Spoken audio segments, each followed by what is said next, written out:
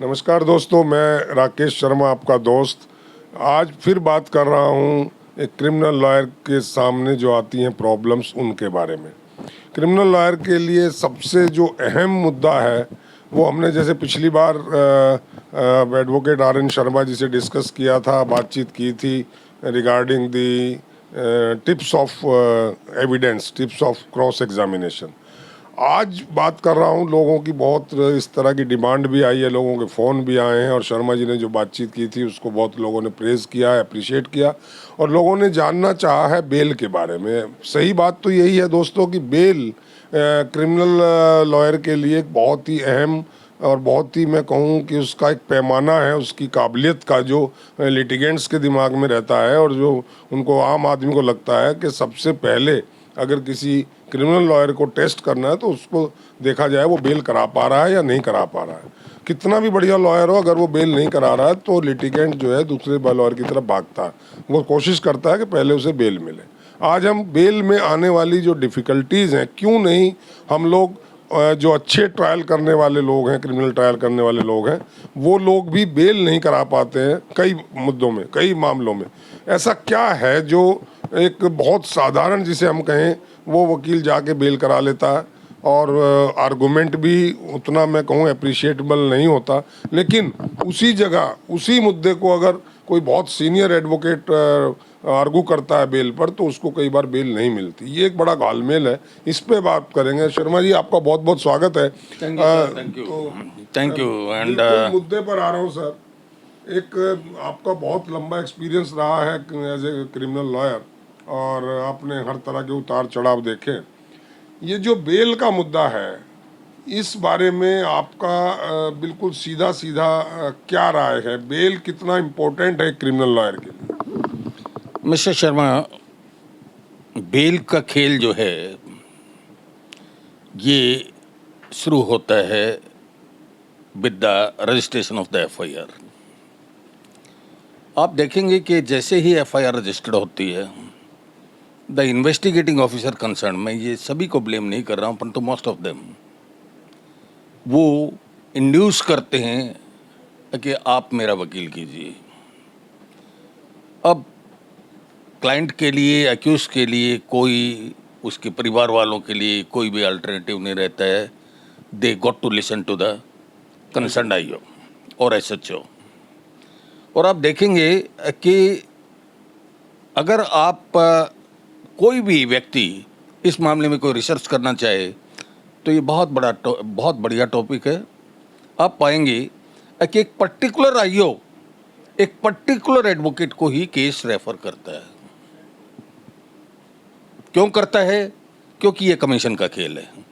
जैसे डॉक्टरी के फील्ड में टेस्ट जो होते हैं, टेस्ट लिखे जाते हैं, उनकी ज़रूरत है या नहीं है, फिर भी टेस्ट लिख दिए जाते हैं और फिर जो है वो वहाँ से उनको कमीशन आ जाता है। ऐसे ही इन सम केसेस आई सीन कि इन्वेस्टिगेटिंग ऑफिसर जो है 60% जो है ऑफ द फी ये एडवोकेट की ले जाता है। उसके बाद में उसका क्या हो, रिजल्ट पॉजिटिव आए नेगेटिव आए, वो उसको कोई कंसर्न नहीं होता है। नंबर 1, ये यहाँ से स्टेप चालू हो गया। नंबर 2, जो बेल के खिलाड़ी हैं, और हर कोर्ट में बेल के खिलाड़ी 2 से 4 होते हैं, उससे ज़्यादा नहीं होते हैं, कि जिनका कि एक सिस्टम बना हुआ है। क्योंकि आप देखेंगे कि पब्लिक भी ये डिमांड करती है, किसी भी एडवोकेट के पास जाती है कि भाई आप सेटिंग वेटिंग जानते हो कि नहीं जानते हो। हमारे जैसों के पास आते हैं कि हाँ जी ज़रा सेट कर दोगे हमारी बेल का, जो बेल मिलनी चाहिए। भाई सेटिंग करवाना है तो फला एडवोकेट के पास चले जाओ, हमारा भी सीधा रिप्लाई होता है, क्योंकि हम तो वो खेल खेल नहीं सकते। सेटिंग से मतलब वकीलों की सेटिंग क्या पुलिस वालों से? नहीं जी, पुलिस वालों से नहीं, ये तो फिर जुडिशियल ऑफिसर से सेटिंग होगी ना। सेटिंग जो होती है, बेल कौन देगा? बेल तो जुडिशियल ऑफिसर ने देनी है या नहीं देनी है, ये तो वो डिसाइड करेगा। और इसमें ये बिलियंस का, मल्टी मिलियन बिलियंस का खेल चल रहा है। नहीं शर्मा जी, ये तो आप जुडिशरी पे ब्लेम कर रहे हैं, मतलब जुडिशरी को करप्ट ठहरा रहे हैं। मैं बिल्कुल ब्लेम नहीं कर रहा हूँ, मैं अपने एक्सपीरियंस से कह रहा हूँ कि ये बिल्कुल खुला खेल चल रहा है।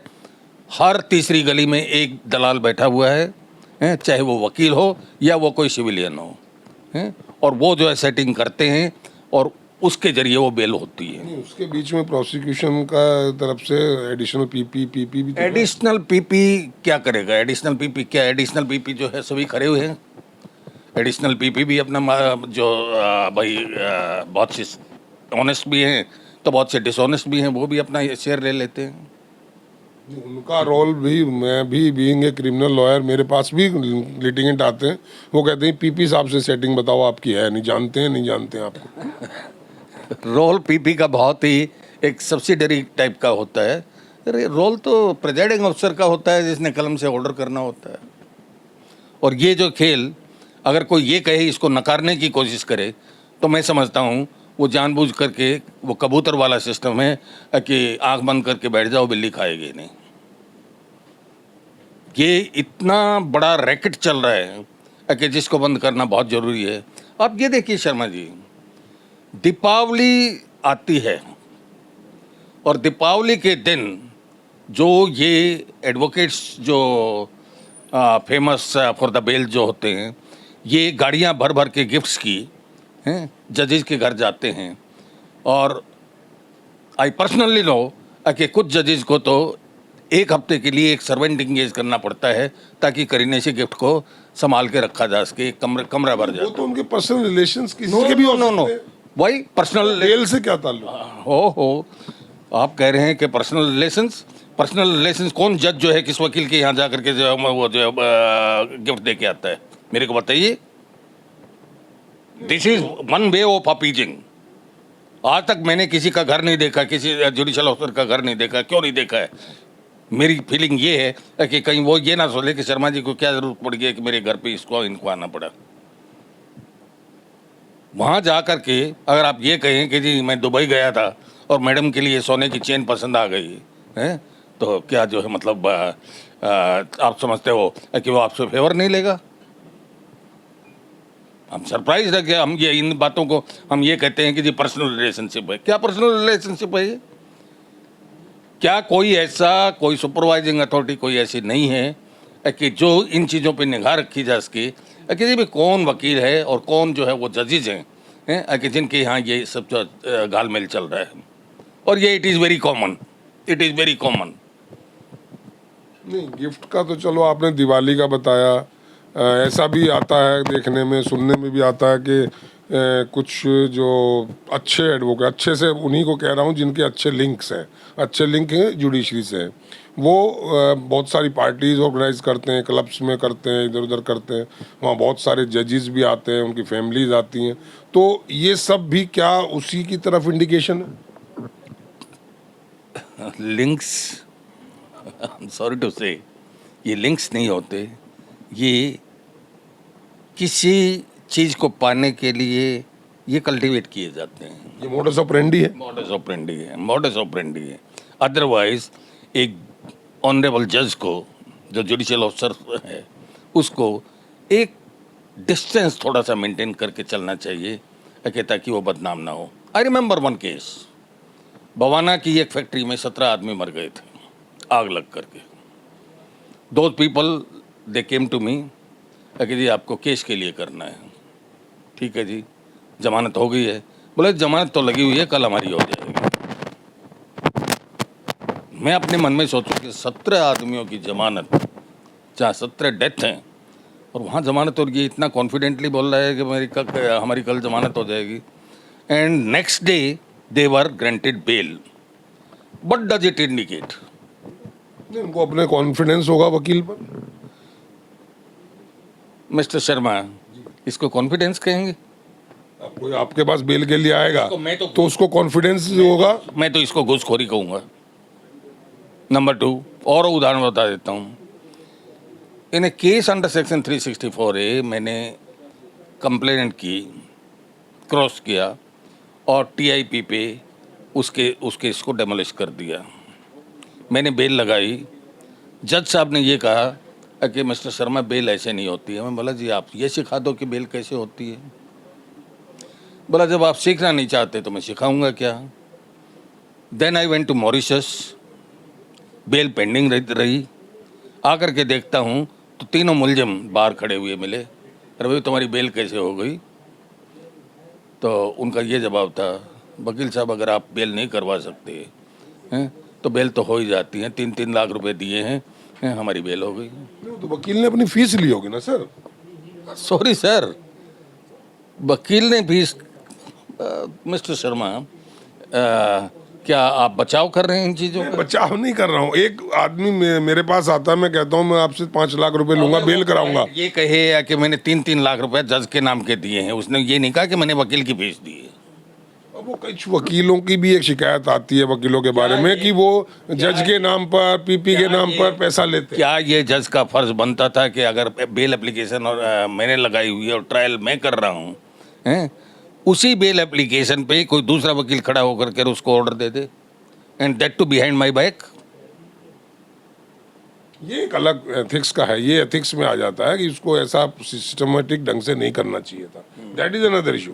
बट ये कह देना कि वो वकील ने कहा कि मैं जज साहब को दूंगा या मैं पीपी को दूंगा या मैं आईओ को दूंगा, और ये तो वकीलों का अपना तरीका है। अगर वकीलों का ये तरीका है तो उनको डूब के मर जाना वो चाहिए। गलत है, वो गलत है, लेकिन लोग करते हैं। ये वकीलों का तरीका पर मैं नहीं समझता। एक केस में एक्सेप्शन हो सकती है कि कोई वकील ऐसे जो है किसी क्लाइंट से पैसे लेकर के जज के नाम के जेब में रख गया हो, परंतु बार बार ऐसा थोड़ी होता है, बार बार नहीं होता है। ये करप्शन आपके पास आते हैं ऐसे लोग कि जज साहब को दे देना पैसे आप। मेरे पास आते हैं, वो कहते हैं कि सेटिंग कर दो। मैं हाथ जोड़ लेता हूँ कि मेरे बस का, मेरे को सेटिंग आती ही नहीं है। मैं कहाँ आप ये कंप्लेंट इसलिए कर रहे हैं क्योंकि आप सेटिंग नहीं कर पाते। काश मैं भी कर पाता। ये टीस है, आप चाहते हैं सेटिंग का हो जाए आपके थ्रू। मैं ये नहीं कह रहा, मैं चाहता हूँ कि सिस्टम में कुछ ट्रांसपेरेंसी आए, जो न्याय के मंदिर हैं वो न्याय के मंदिर रहें और उनका नाम बदनाम ना हो। आज पब्लिक में ये परसेप्शन बन गई है कि पैसा दे करके हम कुछ भी करवा सकते हैं। अगर आप इस मैं परसेप्शन बेल की को कर रहा हूँ शर्मा जी कि एक क्रिमिनल लॉयर, सिंपल मेरे जैसा छोटा सा क्रिमिनल लॉयर है, उसको बेल करानी है, उसको जो प्रॉब्लम्स आती हैं उनको आप किस उसमें लेते हैं? क्या प्रॉब्लम्स आप भी फेस प्रॉब्लम्स करते हैं? आप ये देखिए कि जितने भी नए वकील हैं 5-5 साल 7-7 साल धक्के खाते हैं, उनको कोई सीनियर चवन्नी कोई देता नहीं है, घूमते रहते हैं। उनको काम क्यों नहीं है? उनको काम क्यों नहीं है? क्यों नहीं वो है? अगर मैं कहूँ कि आर एन शर्मा जी भी पैसे नहीं देते, मीन्स बहुत सारे आर एन शर्मा हैं जो पैसे नहीं देते। हाँ, नहीं देते होंगे, परंतु साथ साथ उनको काम क्यों नहीं आता? काम इसलिए नहीं आता कि पुलिस ने अपने एडवोकेट सेट कर रखे हैं, वो लेके जाएंगे तो काम उन्हीं के पास लेके जाएंगे, इसलिए नए लड़कों को काम नहीं मिल रहा है, हैं? और फिर जो है नए लड़कों को भी ये होता है कि भी उनको भी एक प्रलोभन आता है कि हमें भी ये काम सीखना चाहिए, ये सीखना चाहिए, क्योंकि शायद पुलिस स्टेशंस में वकीलों की भीड़ रोज बड़ी लगी रहती है। है और उनको दामाद की तरह बिठा करके उनको स्कॉच पिलाई जाती है, उनको मुर्गा खिलाया जाता है, सारे काम होते हैं पुलिस वालों को। हाँ जी, पुलिस वालों को। आप देखना चाहिए तो मेरे साथ निकलिए शाम के टाइम में, मैं चैम्बरों में आपको पुलिस वाले और उन एडवोकेटों का हाल दिखा देता हूँ कि क्या क्या होता है। तो इसका कोई इलाज आपकी नज़र में है? इलाज जब तक नहीं होगा, जब तक कोई भी अगर कोई कंप्लेंट जाती है किसी जुडिशियल ऑफिसर की, उसको इन डेप्थ इन्वेस्टिगेट ना किया जाए। क्योंकि ऐसा भी तो होता है ना कि कोई किसी जज जो है, अगर कोई जज करप्ट है तो उसके ऊपर माई बाप ऊपर बैठे रहते हैं जो कि उसको बचाते हैं। सर, ये तो आपने वो बात कही कि चोर भी आप ही हैं और जज भी आप ही हैं और वकील भी आप ही हैं, तो न्याय कहाँ से मांग रहे हैं आप? न्याय में इसलिए मांग जुडिशियल ऑफिसर की कंप्लेंट किसको जाएगी? आर एन शर्मा के पास तो नहीं आएगी। मेरे पास तो नहीं आएगी, हैं? और उन कंप्लेंट्स का जवाब जो है, मैं जो है 3-4 कंप्लेंट भेजी हैं और उनका मैं रिजल्ट सुन करके शॉक हो गया था कि पहली चीज़ तो जवाब देते ही नहीं, अगर जवाब देंगे तो your complaint has been disposed of, this is what in itself they say. क्या इन चीज़ों को हम बेहतरी की तरफ नहीं ले जा सकते? हम कहते हैं कि हमारे पास जो है भाई इतना पेंडेंसी ऑफ केसेस है। मैं कहता हूं कि जानबूझ करके काम को बढ़ाया जा रहा है। मैं आपको एक एग्जांपल देता हूं, 2001 की FIR है, CJM पटियाला हाउस में जो चल रहा है। आज हम 24 में हैं, उसमें 2 दिन पहले चार्ज पे लगाया गया है। 23 साल में, जबकि 2019 में मैंने रिट पिटीशन डाल करके एक्सपीडिशियस ट्रायल का ऑर्डर लिया है, और वो अभी तक 2019 से और 2024 आ गया, 5 साल गुजर गए हैं, अभी तक चार्ज नहीं लगाया। ये कहीं ना कहीं सिस्टम की कोई खामियां हैं। सिस्टम की खामियां ये हैं कि कागज़ बढ़ते चले जाते हैं, ऑर्डर शीट बढ़ती चले जाती हैं, फाइलें इतना बड़ा जो बंडल बन जाती हैं, कोई भी जुडिशल ऑफिसर उनमें झांकना नहीं चाहता। कोई जवाबदेही नहीं है। कोई जवाबदेही नहीं है। अगर जवाबदेही होती तो ऑनरेबल हाई कोर्ट अगर जो ऑर्डर करें कि आप एक्सपीडिशियसली ट्रायल कीजिए, तो क्या वो जो 5 साल 4 साल लग जाएंगे कि उसको सिर्फ ऑर्डर ऑन चार्ज पास करने के लिए? 4 साल में तो ऑनरेबल हाई कोर्ट के ऑर्डर के बाद में वो केस कंक्लूड हो जाना चाहिए था। तो इस ढंग से हमारी कोर्ट जो फंक्शन कर रही है, मैं ये नहीं है, I am not blaming everyone, no sorry, there are very efficient, very judicious जजेस हैं, बहुत हैं जिनके कि हम फक्र से उनका नाम लेते हैं कि भाई जो ये जजेस जो हैं एक एग्जाम्पल हैं जुडिशरी में। परंतु कुछ ऐसे भी आ गए हैं कि जो इस फील्ड का, इस सर्विस का नाम बदनाम कर। इसके लिए एडवोकेट फ्रेटर्निटी कितनी जिम्मेदार है? एडवोकेट फ्रेटर्निटी ये जिम्मेदार की बात ये है, जब मेरे सेल्फिश हैंड से कोई है तो मैं ये देखता हूँ ना कि आज क्या हो गया शर्मा जी, आज वकील का उसका कैलिबर नहीं देखा जाता, वकील की कमाई देखी जाती है। वकील ये कि वो कितना कमा रहा है, किस तरीके से कमा रहा है, मीन्स एंड एंड्स, समझे ना। एंड क्या है कि आपकी लिवलीहुड आप कैसे गुजारा करोगे। ये तो एक Means ऐसा है कि भाई आप राइट तरीके से कमा रहे हो कि रॉन्ग तरीके से कमा रहे हो। ये तो एक ऐसा मुद्दा है, इस पर जितना मैं कुरेदूंगा आप उतना मुझे लग रहा है और एक्सपोजर की तरफ चलेंगे। मैं अगर सिंपली बात करूं कि बेल पर एक क्रिमिनल लॉयर को किस ढंग से मैं आपको करना चाहिए, बता देता हूँ कैसे होते हैं। एक बहुत पुराने केस लॉज के हिसाब से हर बार रिपीट करते रहते हैं, bail and not jail is the criteria. ठीक है, आर्टिकल 21 का जिक्र करते हैं। अब जिसको बेल देनी होती है वहाँ आर्टिकल 21 का जिक्र कर दिया जाता है, साथ में ये भी कह दिया जाता है heinousness of offence is not the sole criteria. नहीं देनी होती है तो केस इज वेरी सीरियस। अब बताइए कौन से ऐसे आपने प्रिंसिपल दे रखे हैं बेल के लिए कि जहां कोई जज बाध्य हो जाए कि नहीं जी इसमें बेल बनती है तो बेल देनी पड़ेगी? नो। एक वही आर्टिकल 21 आपके खिलाफ इस्तेमाल किया जा रहा है, वही आर्टिकल 21 आपको बेल देने के लिए इस्तेमाल किया जा रहा है। तो इसमें क्रिमिनल लॉयर क्या करे, उसकी मैं व्यथा जानना चाह रहा हूँ, उसकी परेशानी को कैसे दूर हो। क्रिमिनल लॉयर बैठ करके जो ऑनेस्ट हैं वो बैठ करके आराम से रोएं, और जो दलाल हैं वो तो मजे ले रहे हैं। मैं ये नहीं कहता कि मेरे को कभी फ्रस्ट्रेशन नहीं हुई कि मैंने किसी से कम कमाया, जो भी कमाया बहुत अच्छा कमाया, मैंने अपने सर्विस जो देनी थी समाज को वो दी है, वो चीज़ नहीं है। परंतु मैं दर्द इस चीज़ का होता है कि नए नए लड़के जो है रोडों पे घूम रहे हैं, कोर्ट के सामने खड़े होकर के हाँ जी क्या काम है जी क्या काम है, इस ढंग से खड़े होना पड़ता है लोगों को। क्या ये हमारे प्रोफेशन के लिए उचित है कि नहीं उचित है, ये आप देखिए। नहीं, ये तो उचित नहीं है, लेकिन मजबूरी, पेट की जो मजबूरी है, भूख की मजबूरी है, कमाने की मजबूरी है। जब काम नहीं मिलेगा, सीनियर्स पैसा नहीं देंगे, काम पुलिस वाले सेलेक्टेड लोगों को देंगे, तो आदमी कहीं से तो काम जनरेट करने की कोशिश करेगा। Why don't we devise a system कि छोटे केस जो होंगे वो नए लड़कों के पास जाएंगे, कोई भी 10 साल की प्रैक्टिस के बाद में छोटे केस जो किसी भी सीनियर एडवोकेट के पास नहीं जाएंगे। इनको छोटे भी चाहिए, बड़े भी चाहिए, सब कुछ खाने के लिए क्या यही है? क्या बच्चों के लिए, नए लड़कों के लिए काम नहीं छोड़ा जा सकता? बिल्कुल छोड़ा जा सकता है। तो मैं फिर बेल की तरफ आ रहा हूँ शर्मा जी, हम शायद मुद्दे से भटक गए। एक बेल एक क्रिमिनल लॉयर के पास आती है, वो क्या स्टेप ले ताकि वो उसमें सक्सेस हो सके, as per system, as per not दलाली system, not setting system, not bribery system, एक प्रोफेशनल वे में किस तरह बेल को हम अचीव कर सकते हैं, वो मैं जानना चाहता हूँ, वही मेरे दोस्त जानना चाहते हैं। प्रोफेशनल वे में बेल जो है मिलना बहुत ही इजी नहीं होता, इजी नहीं होता है।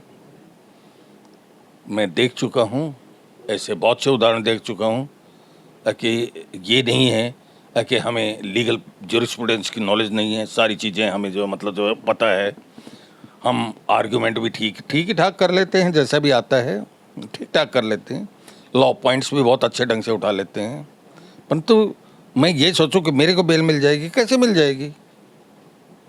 बेल मिलेगी उनको हैं जो उनके पेट होते हैं। आप फिर घूम के वहीं आ रहे हैं। मैं जानना ही चाह रहा हूँ, मेरी कोई सेटिंग नहीं है, मैं एक सिंपल एडवोकेट हूँ, क्रिमिनल प्रैक्टिस करता हूँ, तो मैं कैसे बेल लूँ? मैं क्या प्रिकॉशन रखूँ? क्या चीज़ तैयार करके लेके जाऊँ? क्या मैं साइटेशन लेके जाऊँ?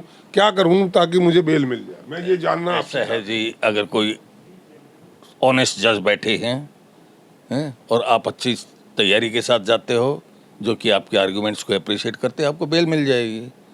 अदरवाइज आप अपने घर बैठो, बेल की उम्मीद ही मत करो। During the argument on bail citations का क्या इम्पोर्टेंस है? साइटेशंस, देखिए साइटेशंस आप 4 साइटेशंस आप दोगे, 2 अगेंस्ट की साइटेशन मिल जाती हैं। कोई भी अगर आप देखेंगे किसी पॉइंट पे भी कोई साइटेशन देते हो, अगर आपके हक में 10 मिल गई हैं तो 4 ऐसी भी होंगी। एक में कह रहा है कि no seriousness of offence is not the sole criteria हैं, एक में दूसरी बेल डिसाइड करते वक्त ये कहा जा रहा है कि seriousness of the case should also be considered. ठीक है, अब ये बताइए, जिसने ऑर्डर करना है उसने ये लिख दिया the case is very serious hence bail can not be granted. What are you going to do?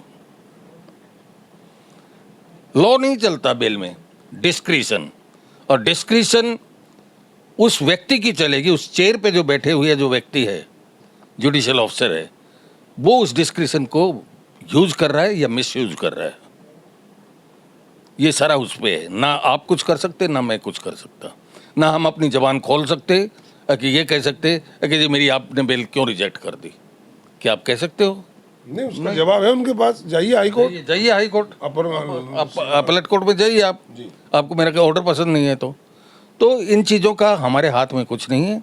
ये तो जुडिशरी खुद अपना कोई सॉल्यूशन निकालेगी हैं, या तो ये लिखवा दे कि भाई देखो 5 साल तक आपको मर्डर केस में बेल ही नहीं है, चाहे आपने किया है नहीं किया है, आपके फेवर में पॉइंट है नहीं है, डाउरी डेथ में इतने साल में तक बेल नहीं मिलेगी, तो कम से कम क्लाइंट आकर के वकीलों का सर तो नहीं खाएंगे कि जी हमें बेल करवा दो। आपने बात की कि ऐसा एक टाइम पीरियड रख दिया जाए, इसकी मैं आपको एक और दे रहा हूँ। सपोज एज मैं एनडीपीएस केस करता हूँ, वहाँ चार्जशीट का टाइम 6 महीने 180 दिन है। ठीक है, अब आज एक आदमी पकड़ा गया है, वेदर ही वाज इनोसेंट और ही वाज ऑफेंडर, ये बात की बात है, लेकिन अब 6 महीने तक तो मेरे पास कुछ भी नहीं है, मेरे पास कॉपी ऑफ एफआईआर भी नहीं है। How I can apply the bail and how I can get the bail for a innocent person? नहीं मिलेगी भी नहीं ना आपको, जो मैंडेटरी ये कहेंगे मैंडेटरी प्रोविजन सेक्शन 37 का, if you are carrying commercial quantity हैं, आपके पास कितने लेकुना हो नहीं देते हैं, वो कहते हैं हम अपने सर से बला उतार रहे हैं, आप जाओ हाई कोर्ट जाओ, सुप्रीम एज कोर्ट। पर लॉ देनी चाहिए। देखिए एज पर लॉ तो मैं ये नहीं कहता कि हर केस में बेल मिलनी चाहिए, नॉट एवरी केस। सपोज मुझे तो इनोसेंट आदमी, मुझे पता है ये आदमी इनोसेंट पकड़ लिया गया, इनोसेंट पता है, तो जज को भी ये लगे कि ये इनोसेंट है और ये फंसाया गया है, he has been framed in the case है, तो वहाँ तो बेल मिलनी चाहिए। वहाँ फिर ऑर्डर 37 क्या करेगा? लेकिन उनका जवाब ये होता है कि अभी let's wait for the chargesheet. नहीं चार्जशीट तो मटेरियल तो कोर्ट देखेगी, मटेरियल तो कोर्ट देखेगी। आपने कह दिया जी he is innocent, on what basis you are saying he is innocent? जज ये तो देखेगा ना कि इनोसेंट किस बेसिस पे है, तो उस उनके सामने मटेरियल होना चाहिए, तो ये तो उसके बाद में डिसाइड होगा हैं। अब जो 180 दिन का प्रोविज़न बना दिया गया है तो बना दिया गया है। इसमें वकील की फंक्शन क्या है, वकील का रोल क्या रहेगा? लेजिस्लेचर ने ये 180 डेज का प्रोविज़न इसलिए बनाया गया कि ये हीनियस केसेस हैं और इनमें कुछ जो है ऐसे स्ट्रिक्ट प्रोविज़न रखे जाएं कि लोग डिस्वेड हों, इस काम करने से बचें। कि भाई एक बार अंदर चले गए तो 180 दिन तक तो सुनवाई नहीं। वो एक अलग चीज़ है, वो एक बिल्कुल डिफरेंट चीज़ है कि वो उनसे बचें एग्जेम्पलरी, उनको कुछ दिन टेस्ट देना ही है जेल का, कुछ दिन ये सब करना ही है।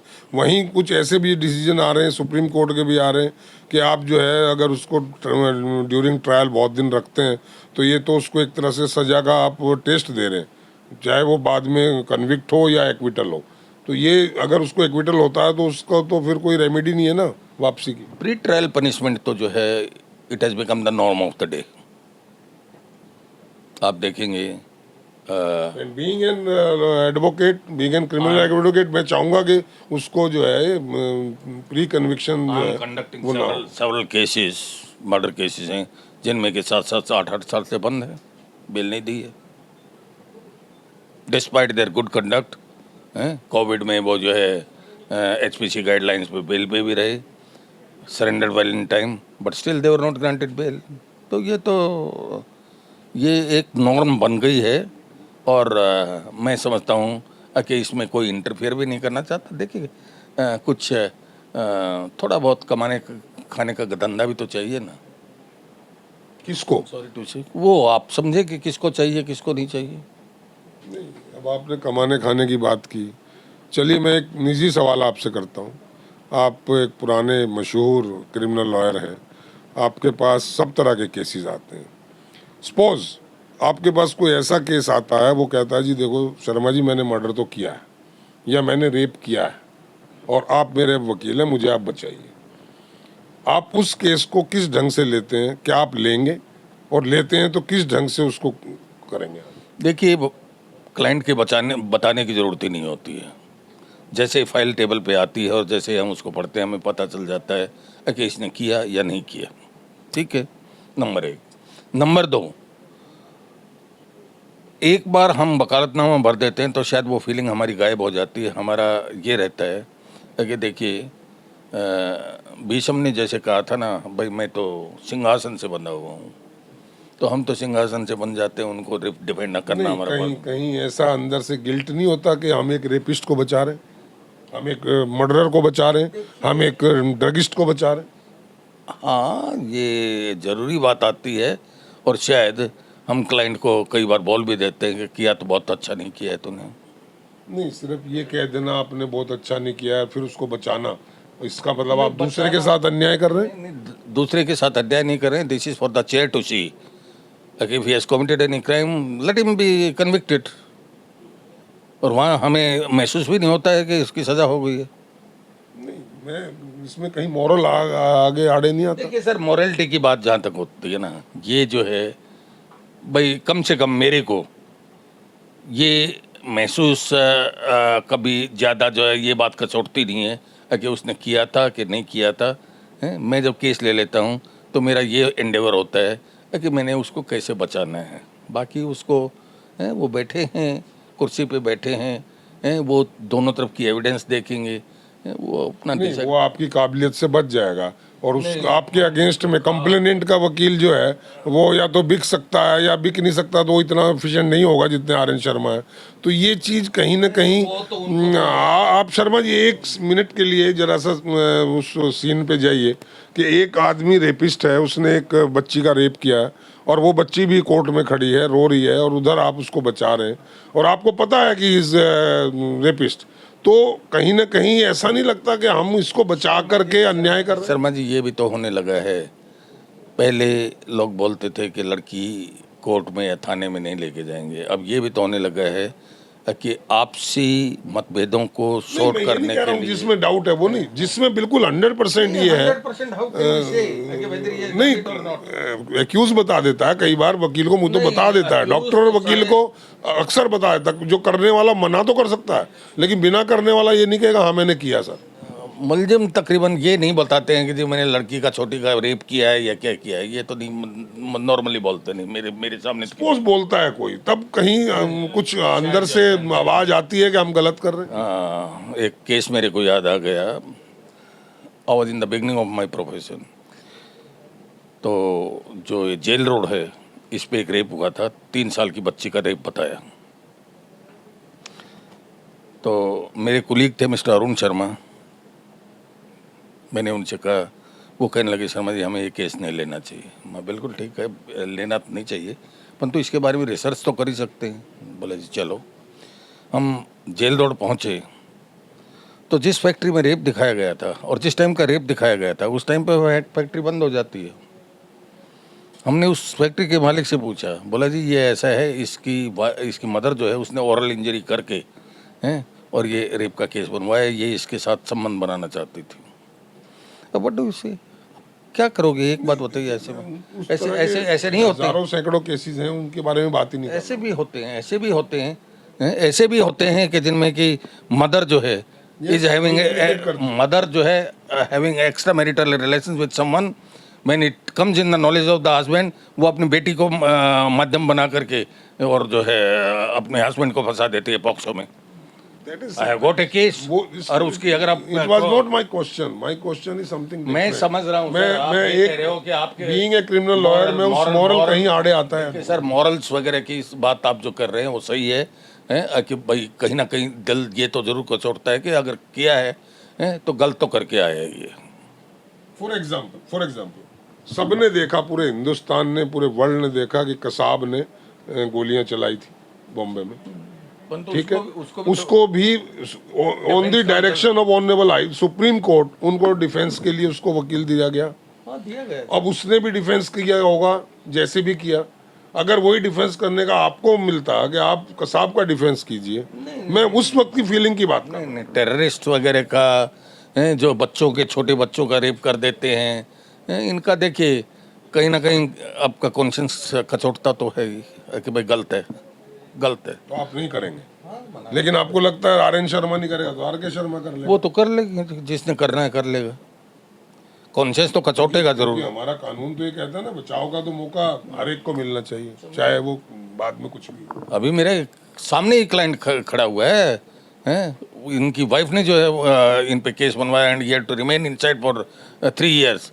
परंतु जब उसकी, इनकी वाइफ का जब मैंने क्रॉस किया, सारी की सारी कहानी सामने आ गई, तोते की तरह बोलने लगी। आप उस क्रॉस को देखेंगे तो ये कहेंगे कि yes it is totally false case. परंतु 2.5 साल तो अगले के तो जो मतलब वो हो गए जेल में। ठीक है, ये सब चीज़ें एक अलग अलग मैंने क्वेश्चन किया।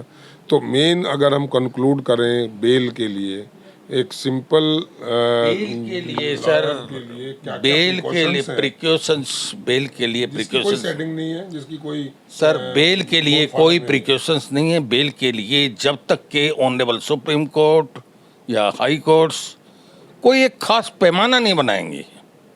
ये कह देने से कि there should not be any apprehension that he will abscond from the trial, जी jail but bail and not jail is the criteria, seriousness of offense is not the alone criteria, article 21 should be, it is available to the accused।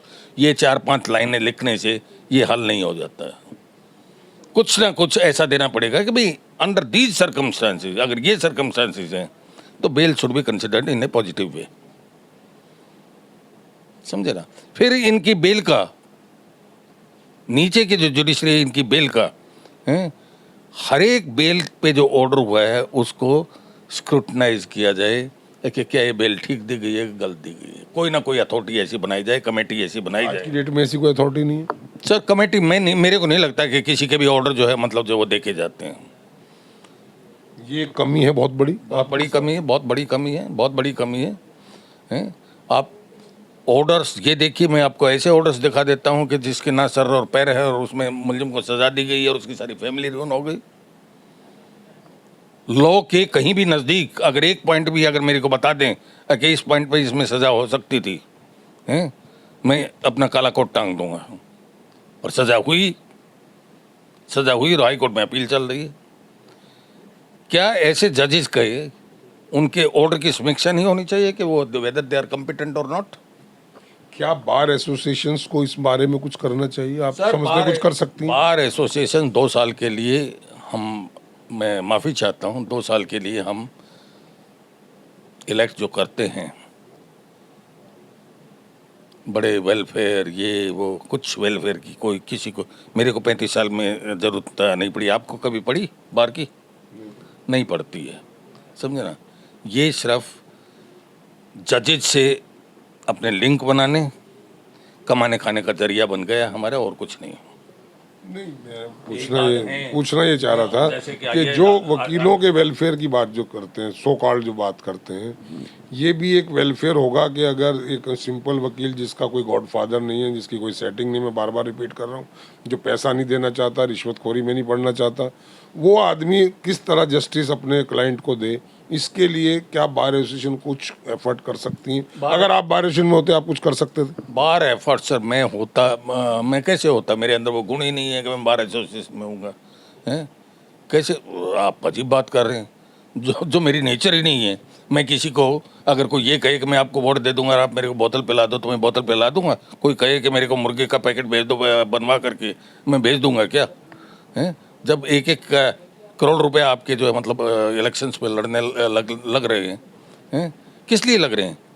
अगर एक आदमी 1 करोड़ रुपया 50 लाख रुपया अगर election में लगाएगा तो ये नहीं सोचेगा कि 2 साल में मैंने 5 करोड़ उससे बनाने हैं। वहां से कोई उम्मीद नहीं है आपको कि वहां से कोई वेलफेयर की बात आएगी? इनका ध्यान ही नहीं जाता इन चीज़ों के पीछे। इन चीज़ों के पीछे कभी आपने सुना है? मैंने 35 साल में नहीं सुना कि जब बार की ये आवाज़ उठाई गई हो कि देखो जी फलां करप्ट जज है, इसको हटाया जाए। या ये गड़बड़ी कर रहे हैं, या वो वकील जो हैं जो दलाली करते हैं उनके कोई अंकुश लगाया गया हो? कभी लगाया है क्या? कभी आर.एन. शर्मा कुछ उम्मीद करते हैं इन फ्यूचर कुछ इसमें कुछ हो सकता है ताकि आम वकील राहत का सांस ले, आम जनरल एडवोकेट जो है वो ये सोचे कि उसे भी वो भी कि अपने क्लाइंट को जस्टिस दिला पाएगा? ऐसी कोई उम्मीद दिख रही है इन फ्यूचर? देखिए, कोई ऐसे ऑनरेबल चीफ जस्टिस आए इंडिया के हैं जो रिफॉर्म्स में विश्वास करते हों, और रिफॉर्म्स में भी इस ढंग से रिफॉर्म किए जाएं कि उनका कांस्टेंट सुपरविजन हो, तब तो कुछ बदल सकता है, नहीं तो ये ऐसे ही चलेगा। फर्स्ट ऑफ ऑल, हमने जब इंडिपेंडेंस गेन की, हमने कॉमन लॉ सिस्टम को अपना करके ही गलती की। हमारा न्याय तो एप्लीकेशन में वो लगा रहता है, दे एप्लीकेशन पे दे एप्लीकेशन। ये कौन सा न्याय है?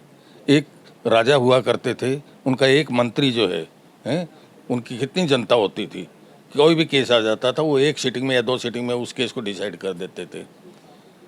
आज जो है 25-25 साल एक के केस में लग रहे हैं, चार्ज फ्रेम करने में 25 साल लग रहे हैं। I am astonished. और केस भी क्या है? 420 का। 420 के केस में अगर आपको 24 साल 2001 24 साल जो है आपको अगर चार्ज पे डिसाइड करने में लग जाते हैं, तो hell with this kind of system. हमें शर्म आनी चाहिए। कहीं ना कहीं लगता है सिस्टम बदलने में बहुत टाइम लग सकता है, लग या सकता है, नहीं, प्रोवाइडेड राइट डायरेक्शन में अगर एफर्ट लिए जाएं, क्यों नहीं हो सकता? आज हम वो लेके फिर रहे हैं उस फारसी को, ता दायरी अपील, ता फैसला अपील, उसके वकवा फलां, ये हम क्यों ढो रहे हैं? मेरे को समझ में नहीं आ रहे हैं। देश ने मुस्लिमों से भी आज़ादी ले ली, देश ने अंग्रेज़ों से भी आज़ादी ले ली, परंतु क्या हम वाकई आज़ाद हो पाए? क्या अभी भी उन चीज़ों को लेके ढो रहे हैं? क्या उन फॉर्म को अगर एक कोई भी कॉम्पिटेंट किसी एडवोकेट को बिठाइए, मैं समझता हूँ 2 दिन के अंदर सारे के सारे फॉर्म में बहुत ईजी बदलाव आ सकता है। But do we want the reforms? ना, हमें बहुत सुनने में बड़ा अच्छा लगता है, ता फैसला अपील। आओ भाई, कुछ जोर सा पड़ता है, ता फैसला अपील, समझे ना? ये तो चुभता है। एफआईआर में मन एसआई वहाँ मशरूफ हूँ, तस्दीक कर रहा हूँ, तफ्तीश में मशरूफ हूँ, और शर्मा जी, जो फर्दर इंफॉर्मेशन अफसर बालान को मुहद्दिद कराए गए। Perhaps we are not serious to the reforms. हम चाहते ही नहीं हैं। हम ये सोचते हैं कि जैसा चल रहा है स्टेटस को चलने दो, क्यों हमने तकलीफ उठानी है? आपने ये तो कर दिया कि रेप केस में इतनी डेफिनेशन इतनी भयंकर बना दिया कि जिसमें कोई मेडिकल भी एविडेंस जरूरत नहीं है, और उम्र कैद और डेथ सेंटेंस तक हो सकती हैं। परंतु जो चीज़ें हैं रोज़मर्रा में जो काम आती हैं उनको आप चेंज नहीं कर पा रहे हो। तो हो सकती हैं। ये तो 10 दिन की मेहनत है लोगों की। अगर एक 5 आदमी कमेटी बिठाई जाए, तो पान इंडिया आप इन चीज़ को इस चीज़ को ठीक कर सकते हो, क्यों नहीं हो सकता? बहुत बढ़िया रिफॉर्म्स लाए जा सकते हैं। गॉड विलिंग, देखें कुछ ना कुछ, कभी ना कभी तो बदलाव आएगा। चलिए, यही उम्मीद करता है हर एडवोकेट, हर लिटिगेंट, हर आदमी, हर देशवासी उम्मीद करता है कोई रिफॉर्म आएगा कि ताकि लोगों को अच्छे से सुगमता से न्याय मिल सके, जस्टिस जो है वो टाइम से और सही लोगों को मिल सके, सभी लोगों को मिल सके, ऐसी एक उम्मीद सभी चाहते हैं, सबके अंदर है। और इसी आशा के साथ मैं आपके साथ बातचीत को यहीं विराम दे रहा हूँ आज। Thank you, sir. और Thank you आपने very बहुत, much. आपके अंदर जो दर्द है मैं समझ सकता हूँ, और ये दर्द आपका ही नहीं है, मेरा भी है, आप लोगों का भी है, कि जब एक कॉम्पिटेंट आदमी को जस्टिस नहीं मिलता है, एडवोकेट को, उसको अपने लिटिगेंट के लिए लड़ता है और उसको लगता है कि वो ठीक ढंग से लड़ रहा है, एथिक्स के साथ लड़ रहा है, और उसको लगता है कि उसको न्याय नहीं मिला तो उसको भी दुख होता है, लिटिगेंट को तो होता ही होता है। लेकिन कोशिश जारी रहनी चाहिए, उम्मीद जारी रहनी चाहिए, उम्मीद बनी रहनी चाहिए, कुछ ना कुछ होगा दोस्तों, अच्छा ही होगा। मैं फिर किसी और मुद्दे पर बातचीत कराऊंगा आपकी, इसी तरह के रिनाउंड एडवोकेट्स के साथ। आज के लिए दोस्तों इतना ही। जय हिंद, जय Bharat. Thank you sir. Thank you sir, thank you.